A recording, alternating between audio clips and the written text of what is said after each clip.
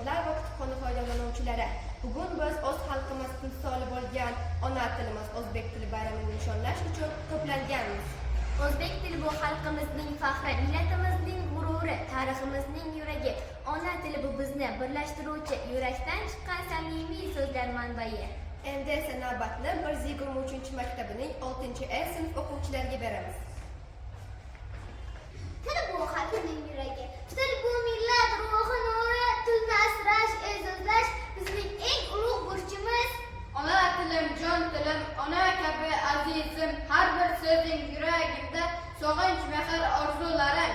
Tilni bilgan xalqni bilur, xalqni bilgan elga gul ochar. Ona tilim nefrat ila yuragimda faxr porlar. Navoiydan meros so'z, har bir satring bebaho, sen bilan o'sgan tilim, sen bilan faxrlanaman ona tilim. Garchi sug'um qilganlarni yo'qtirmadim, she'r yozdimu o'lakishni qo'shilmadim, tilim turib o'z tilimda gapirmadim, bir eslasam eziladi bag'ri dilim. Ona tilim, Kechir meni ona tilim. ona erkamda, quchganda tunlar yarim, erkim yo'q deb zirqirardi bir joylarim, parovozni hamsiratgan bug'doylarim, oltinlarim, madadlarim, ipaklarim. Ona tilim, Kechir meni ona tilim. Kimlar uchun biz edik bir badabiylar, o'zbekni qon qaqshatganni o'zbek siylar, holimizni xom kuzatdi yassiviylar, topganimiz handalakdek tilim tilim. ona tilim, kechir meni ona tilim. Kimdir maydon millat bo'ldi, kimdir katta.